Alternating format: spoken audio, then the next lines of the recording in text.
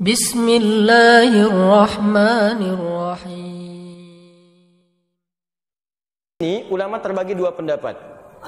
Pendapat pertama yang mutasyaddid, yang sangat ketat.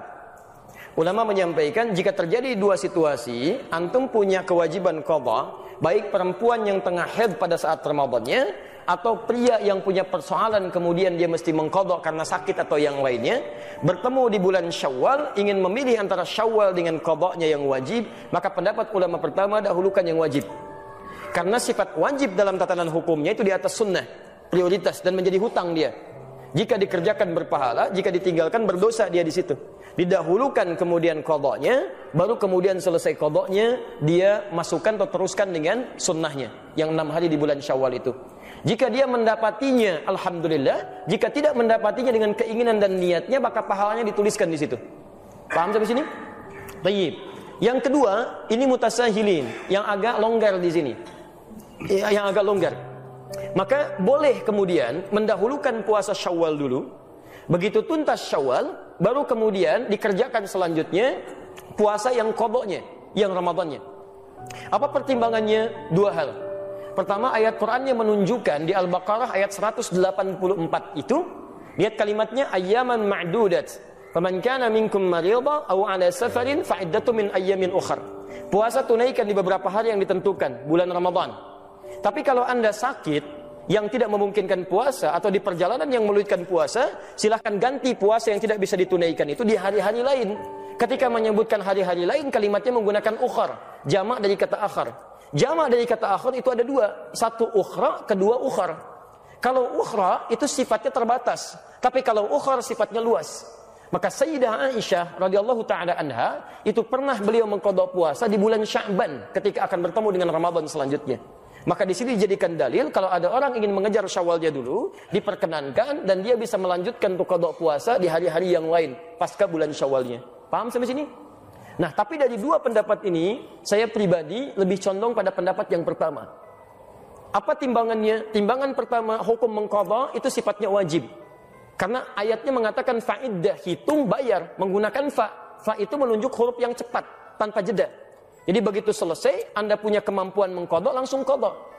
Yang kedua, ini yang jadi masalah. Ketika Anda menunda untuk mengerjakan, masalahnya apakah Anda bisa memastikan Anda hidup sampai batas penundaan itu? Ini poinnya. Kita tidak bisa memastikan. Bahkan ada orang yang ingin tobat saja ketika mau masuk ke ta'lim, baru mau berangkat, Pak, di tengah jalan meninggal. Itu ada di Quran surah keempat, An-Nisa ayat 100. Wa may yuhajir fi sabilillah yajid lahu fil ardi muragaman katsiran wasa'ah. Wa may yakhruj min baitihi muhajiran ila Allah wa rasulih thumma yudrikul maut. Ada orang ingin berubah dia, ingin berhijrah, lebih baik dalam pandangan Allah dan Rasulnya, baru berangkat untuk berubah. Ya, dalam masa lalu itu maaf ada yang sampai bunuh 100 orang, pernah mabuk, pernah berzina, dia pengen berubah. Lalu dia berangkat ke majelis ilmu, ingin merubah dirinya. Ada sentuhan dalam dirinya. Tiba-tiba belum sampai ke majelis ilmu, di tengah jalan dia meninggal. Jaraknya cuma sejengkal. Lebih panjang ke tempat tujuannya. Maka Masya Allah, pahalanya dituliskan oleh Allah, surga baginya. Faqad waqa'a ajruhu 'ala Allah. Berangkatnya dihitung sebagai tobatnya, langkahnya dihitung sebagai ikhtiarnya, maka dituliskan pahalanya. Faqad waqa'a ajruhu 'ala Allah. Anda bisa kebayang enggak? Pernah bunuh 100 orang, sering berbuat maksiat, dari mabuk macam-macam. Dia pengen tobat. Dia berubah, belum sampai ke majelis ilmu, diampuni dosanya, dia meninggal dunia. Nah, syahidnya, mohon maaf, kaitan dengan kita pembahasannya adalah, lihat kalimatnya, jika orang ini saja tidak bisa memastikan kapan dia wafat, maka bagaimana dengan Anda yang berinisiatif untuk menunda qadhanya? Apakah Anda bisa memastikan Anda hidup sampai selamanya? Belum tentu. Tapi poin keduanya, jika orang pernah bunuh 100 orang saja dia pengen berubah, Allah menjamin dengan surga, maka bagaimana dengan Anda yang gak pernah bunuh orang, gak pernah Anda mabuk sebanyak orang tadi, gak pernah bermaksiat seperti orang tadi? Masa sih gak ada waktu bagi Anda untuk berubah? Dan Anda sudah sampai ke majelis ilmu, dia dapat surga, kenapa Anda gak dapat? Maka saya ajak semuanya, ayo, yang pernah bunuh orang, pernah bacok orang, pernah lukai orang, pernah macam-macam orang, tiba saatnya Anda berubah. Anda mau sampai kapan lagi begitu? Kalau dengan keterangan ini, dengan contoh ayat tadi, dengan kisahnya, belum menyentuh Anda berubah, mau sampai kapan seperti itu? Kalau Anda ingin bertahan dalam keburukan, maaf, Anda tertinggal. Fir'aun lebih duluan dibandingkan Anda. Lebih jagoan, dan dia lebih hebat dibanding Anda. Punya bala tentara, pernah mengaku Tuhan, pasukannya dahsyat. Anda siapa? Tidak lebih buruk dibandingkan Fir'aun. Dan Anda punya peluang untuk berubah. Anda pernah jadi pemabuk? Ayo, sekarang saatnya berubah. Anda pernah bermaksiat? Sekarang saatnya berubah. Mumpung ada kesempatan. Dan tidak semua orang soleh sekarang bukan berarti masa lalunya pun baik. Ingat pesan saya, tidak semua ikan yang gemuk berisi daging seluruhnya, pasti ada tulangnya. Seperti halnya ikan kurus akan selalu punya dagingnya. Saya pun jangan dianggap soleh. Menurut Allah barangkali aibnya ditutup saja sehingga tidak tampak dalam pandangan Anda. Ayo kita berubah. Ya, dan kesolehan itu tidak diukur dengan selalu harus dekat dengan persoalan agama. Mungkin Anda jadi pengusaha yang soleh. Manfaatkan harta Anda untuk meraih surga Anda. Anda punya kedudukan, jadilah punya kedudukan yang soleh. Manfaatkan jabatan Anda untuk surga Anda dan sebagainya. Itu yang coba kita kedepankan dalam kebaikan.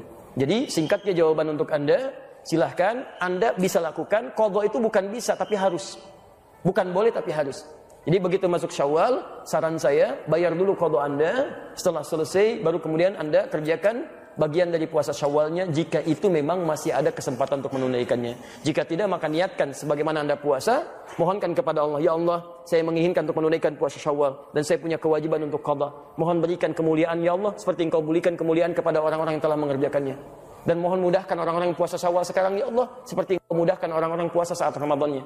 Begitu mereka puasa karena doa Anda mudah dan ringan, maka Anda mendapatkan bagian dari pahalanya. Paham sampai sini? Jadi coba cari peluang pahala. Walaupun Anda tidak mengerjakannya, tapi Anda mencoba menitipkan bagian kebaikannya. Ibu sedang haid, tidak bisa puasa Syawal, tapi kan tidak menghambat ibu untuk mendoakan pada akhwat yang sedang puasa, supaya mereka mudah puasanya, supaya mereka diringankan beramal soleh. Begitu mereka ringan amal soleh karena doa Anda dapat bagian pahalanya. Dan itu yang tidak ketahuan, mungkin itu yang meringankan kita di akhirat nanti dari kesalahan kita dan memberikan beban berat kita ketika ditimbang di mizan.